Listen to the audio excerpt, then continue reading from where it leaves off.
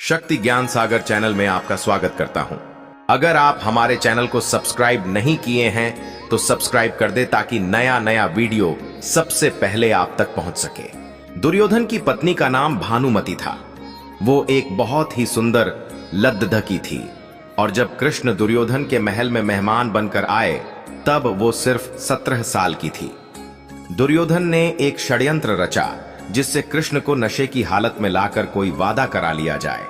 उसने सभी तरह की व्यवस्थाएं की और इस बात का खास ख्याल रखा कि भोज में खूब अच्छी मात्रा में शराब भी हो। दुर्योधन के दोस्त भी आए और सभी ने इतनी शराब पी कि वे सब नशे में धुत हो गए, पर कृष्ण ने अपने आप को शांत रखा और वे हर किसी को खुश करते रहे। इस सारे हंगामे में भानुमति ने भी कुछ ज्यादा ही पी ली। जितनी वो पी सकती थी उससे भी ज्यादा। वो एक युवा लद्दकी थी और उसे इन चीजों की आदत नहीं थी, तो वो नशे में बहकने लगी। कुछ समय बाद सभी लोग बहकने लगे और चीजें काबू से बाहर जाने लगीं। भानुमति अपने पर काबू खो बैठी। वो कृष्ण से लिपट गई और उनके लिए अपनी इच्छा प्रकट करने लगी। कृष्ण ने उसे किसी शिशु की तरह संभाला और वे समझ गए थे कि स्थिति खराब हो चुकी थी। वे समझ गए थे कि भानुमति अगर कुछ गलत कर बैठी तो बाद में संभाल नहीं पाएगी और हस्तिनापुर की रानी का गौरव कलंकित हो जाएगा। इसीलिए कृष्ण उसको उठाकर महल के अंदर ले गए और उसकी सास गांधारी के कक्ष में जाकर उनके हवाले कर दिया। अगले दिन सुबह जब भानुमति को पता चला तो वो कृष्ण के प्रति सम्मान और कृतज्ञता से भर गई कि उन्होंने उसे बचा लिया था। तब से वो कृष्ण की भक्त बन गई। सत्यभामा कृष्ण की दूसरी पत्नी थी। वो एक बहुत ही घमंडी स्त्री थी। उसका यह मानना था कि वो सबसे सुंदर और सबसे अमीर स्त्री थी क्योंकि उसके पिता एक बहुत ही धनवान व्यक्ति थे। सत्यभामा जितने और जो रत्न और आभूषण और संपत्ति चाहती थी वो सब उसके पास थे। स्वाभाविक रूप से घमंड उसकी एक बड़ी समस्या थी। एक बार कृष्ण के जन्म दिवस के अवसर पर सत्यभामा ने सोचा कि वो सबको दिखाएगी कि वो कृष्ण को कितना प्यार करती थी। तो उसने तय किया कि वो कृष्ण के वजन जितना सोना शहर के लोगों में बांटेगी। एक बार कृष्ण के जन्म दिवस के अवसर पर सत्यभामा ने सोचा कि वो सबको दिखाएगी कि वो कृष्ण को कितना प्यार करती थी। तो उसने तय किया कि वो कृष्ण के वजन जितना सोना शहर के लोगों में बांटेगी। इसे तुलाभार कहते हैं। ये मंदिरों में होता है। लोग एक बड़ी दीधी तराजू में अपने वजन के बराबर का मक्खन, घी या चावल या कुछ और रखकर वो चीज लोगों में बांटते हैं। चावल, नमक, दाल या सोना या वो कुछ भी आप दे सकते हैं जो देना चाहें। ये प्राचीन परंपरा हमारी संस्कृति का एक हिस्सा है। सत्यभामा ने तुलाभार की व्यवस्था की। लोग बहुत प्रभावित हुए, पर कृष्ण पर इन बातों का कोई असर नहीं हुआ। वे जाकर तराजू के एक पलद्धे पर बैठ गए। सत्यभामा जानती थी कि उनका वजन लगभग कितना है और उसने उतना सोना तैयार ही रखा था, पर जब उसने सब सोना दूसरे पलद्धे पर रखा तो कांटा जरा भी नहीं हिला। कृष्ण का पलद्धा थोड़ा भी ऊपर नहीं हुआ। ऐसा ही कुछ तब भी हुआ था जब कृष्ण एक शिशु थे। एक राक्षस आकर उन्हें ले जाने लगा। तब कृष्ण ने अपना वजन इतना बढ़ा लिया कि राक्षस वहीं गिर पड़ा और कृष्ण ने उसके ऊपर बैठकर उसे कुचलकर मार डाला। क्रिया योग में एक ऐसा तरीका है जिससे कोई योगी अपना वजन बढ़ा या घटा सकता है। ऐसी बहुत सी कहानियां हैं कि ऐसे योगी भी थे जो पहाड़ की तरह भारी हो जाते थे। तो इस बार भी कृष्ण अपना वजन बढ़ाकर तराजू में बैठ गए। सत्यभामा ने उतना सोना दूसरे पलद्धे पर रख दिया था जितना उसके हिसाब से कृष्ण के वजन के बराबर था, पर कुछ हुआ ही नहीं। तब तक शहर के सभी लोग ये घटना देखने के लिए आ गए थे। तब उसने अपने नौकरों से वो सभी गहने मंगवाए जो उसके पास थे। एक के बाद एक वो गहने डालती जा रही थी और सोच रही थी कि काम हो जाएगा, पर कुछ नहीं हुआ। तब उसने वो सब कुछ भी रख दिया जो उसके पास था, पर पलद्धा जरा भी नहीं हिला। तो इस बार भी कृष्ण अपना वजन बढ़ाकर तराजू में बैठ गए।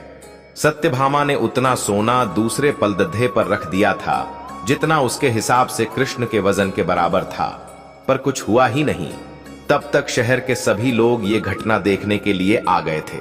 तब उसने अपने नौकरों से वो सभी गहने मंगवाए जो उसके पास थे। एक के बाद एक वो गहने डालती जा रही थी और सोच रही थी कि काम हो जाएगा, पर कुछ नहीं हुआ। तब उसने वो सब कुछ भी रख दिया जो उसके पास था, पर पलद्धा जरा भी नहीं हिला। तब उसने रुक्मिणी की ओर देखा, जिससे वो बहुत जलती थी और हमेशा परेशान रहती थी। उसने रुक्मिणी से पूछा, अब मैं क्या करूं, क्योंकि ये बात सिर्फ मेरे लिए ही नहीं पर तुम्हारे और हम सब के लिए भी बहुत शर्मजनक है। मैं क्या करूं? तब रुक्मिणी बाहर गई और तुलसी के पौधे के 3 पत्ते उठा लाई। जैसे ही तुलसी के वे पत्ते उसने तराजू के दूसरे पलधे पर रखे, कृष्ण का पलद्धा तुरंत ही ऊपर आ गया। एक दिन कृष्ण दोपहर में खाना खा रहे थे और सत्यभामा बहुत ही खुशी और गर्व के साथ खाना परोस रही थी, क्योंकि वो ऐसे व्यक्ति नहीं थे जो रोज खाना खाने घर पर आए। उसे ऐसा अवसर कभी कभी ही मिलता था कि वो उन्हें खाना परोसे, तो वो ये बहुत खुशी और आनंद से कर रही थी। खाने के बीच में ही कृष्ण अचानक उठ खड़े हुए और हाथ धोए बिना ही दरवाजे की ओर दौड़ने लगे।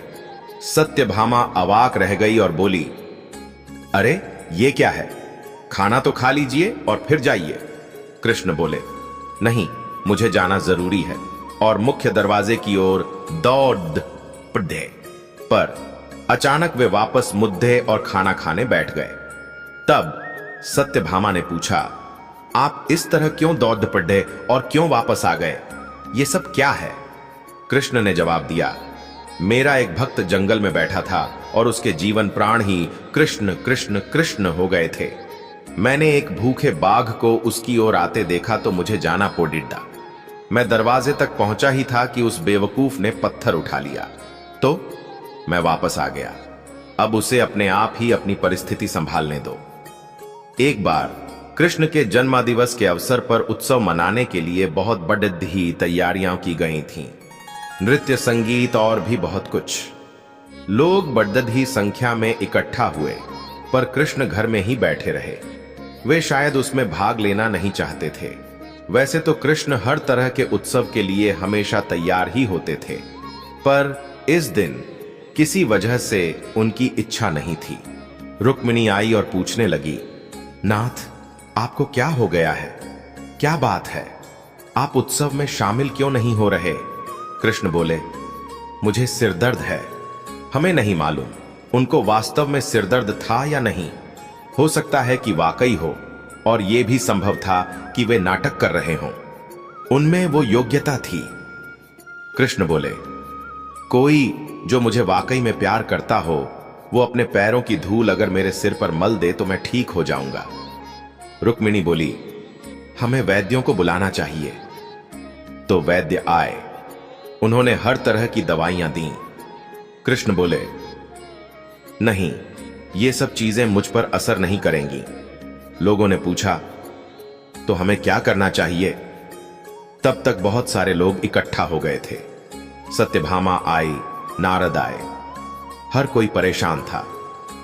क्या हो गया? क्या हुआ है? कृष्ण को सिरदर्द है।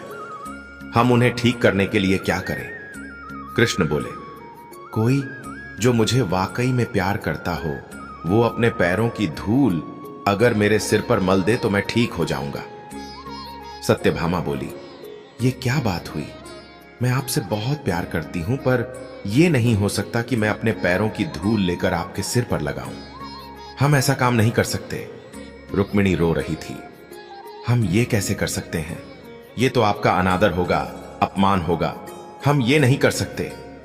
नारद भी पीछे हट गए। मैं ऐसा कुछ भी करना नहीं चाहता। आप स्वयं भगवान हैं। मुझे नहीं मालूम कि इसमें क्या रहस्य है। पता नहीं इसमें कौन सा जाल होगा। मैं अपने पैरों की धूल आपके सिर पर रखूंगा तो हमेशा नरक की आग में जलूंगा। मैं ऐसा कोई काम करना नहीं चाहता। चारों ओर बात फैल गई। हर कोई सकते में था। हम ये काम नहीं कर सकते। हम सब उन्हें बहुत प्यार करते हैं, पर ऐसा करके हम नरक में जाना नहीं चाहते। उत्सव मनाने के लिए लोग कृष्ण का इंतजार कर रहे थे, पर कृष्ण अपना सिर दर्द लेकर बैठे थे। फिर यह बात वृंदावन तक पहुंची। गोपियों को मालूम पुडिडिदा कि कृष्ण को सिर दर्द है। तब राधा ने अपनी साध्वी का पल्लू फद कर जमीन पर बिछा दिया और सब गोपियां उस पर नाचने लगीं। उन्होंने फिर वो पल्लू नारद को देकर कहा, इसे ले जाइए और कृष्ण के सिर पर बांध दीजिए। नारद वो धूल भरा पल्लू ले आए और उसे कृष्ण के सिर पर बांध दिया। कृष्ण का सिर का दर्द तुरंत ठीक हो गया। कृष्ण ने हमेशा स्पष्ट रूप से बताया कि उनके लिए कौन सी चीज सबसे ज्यादा महत्वपूर्ण थी। हालांकि वे राजाओं के साथ घूमते थे और उन्हें बहुत से राज्य भेंट किए गए, पर उन्होंने वे नहीं लिए। उनके लिए यही सच्चा, निस्वार्थ, सरल प्रेम ही महत्वपूर्ण था। कृष्ण एक बहुत नटखट बच्चे हैं। वे एक बांसुरी वादक हैं और बहुत अच्छा नाचते भी हैं। वे अपने दुश्मनों के लिए भयंकर योद्धा हैं। कृष्ण एक ऐसे अवतार हैं जिनसे प्रेम करने वाले हर घर में मौजूद हैं। वे एक चतुर राजनेता और महायोगी भी हैं। वो एक सज्जन पुरुष हैं और ऐसे अवतार हैं जो जीवन के हर रंग को अपने भीतर समाये हुए हैं। जानते हैं उनके आसपास के लोग उन्हें किस रूप में देखते थे। कृष्ण को अलग अलग लोगों ने अलग अलग तरीकों से देखा और अनुभव किया है। इसे समझने के लिए दुर्योधन का उदाहरण लेते हैं। वह अपनी पूरी जिंदगी एक खास तरह की स्थितियों से घिरा रहा। इतिहास उसे एक ऐसे शखहर्ष की तरह देखता है जो बहुत ही गुस्सैल, लालची और असुरक्षित था।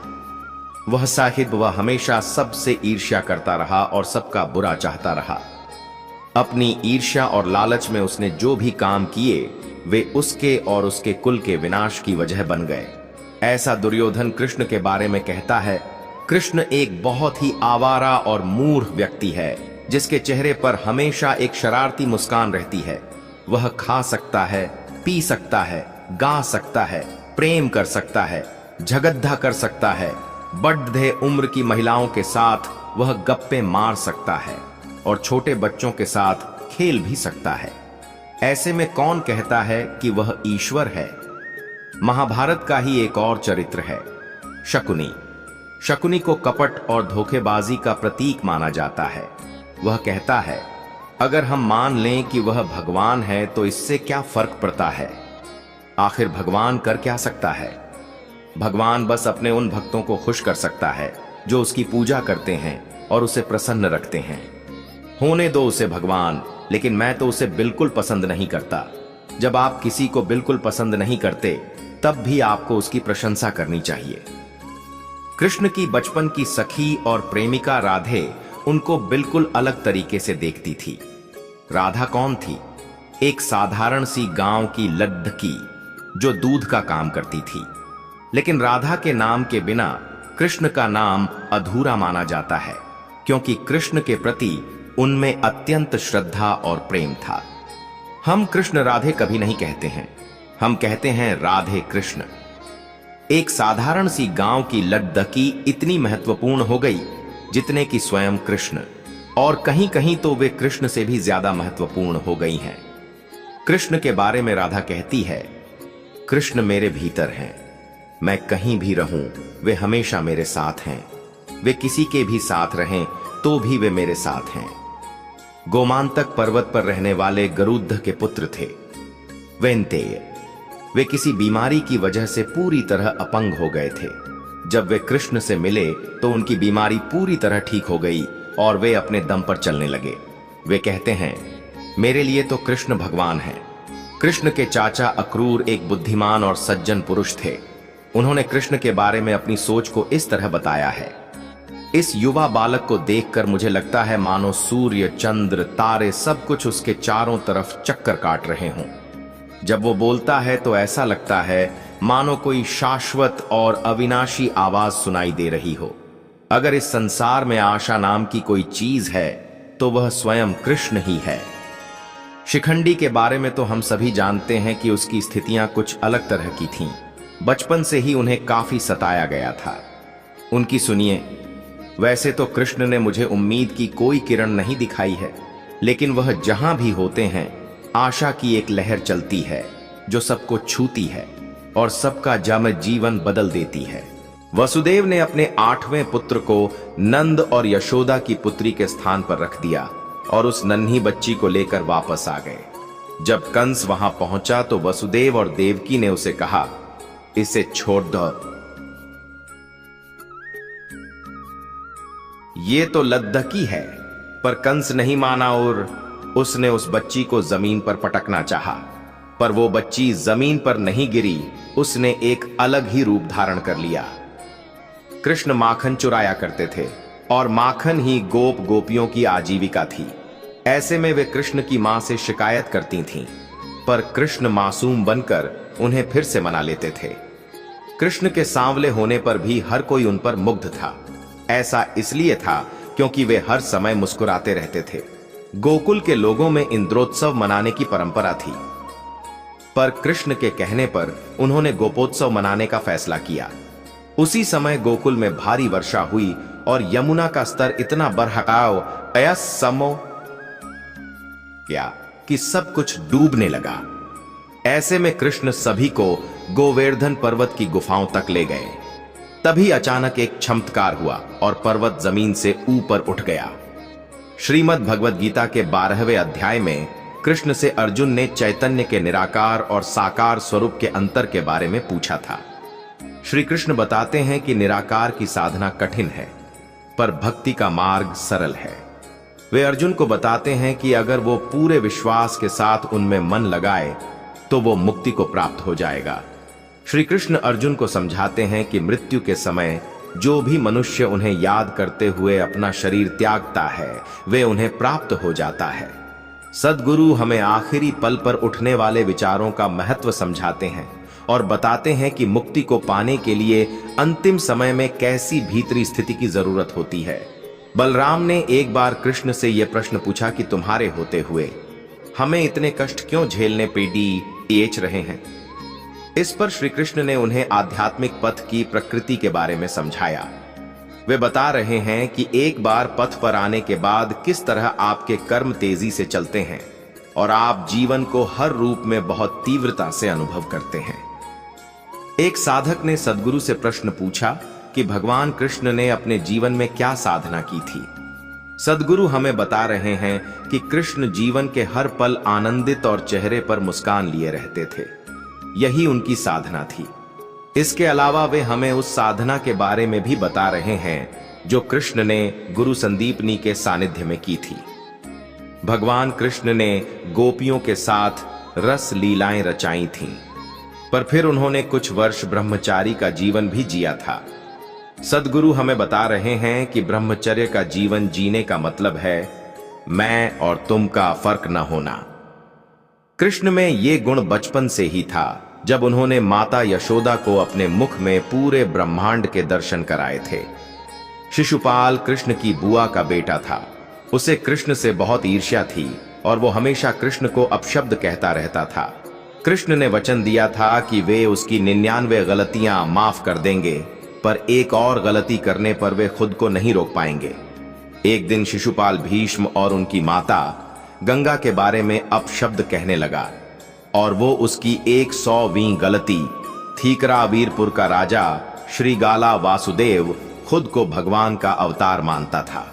उसे यही लगता था कि असली वासुदेव वही है जिसके बारे में भविष्यवाणी की गई थी।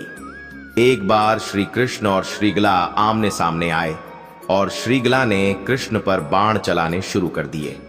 कृष्ण ने इशारों से उसे समझाना चाहा, पर वो नहीं माना। आखिरकार कृष्ण ने सुदर्शन चला दिया। कृष्ण ने राधे से विवाह करने का फैसला अपने माता पिता को बता दिया था।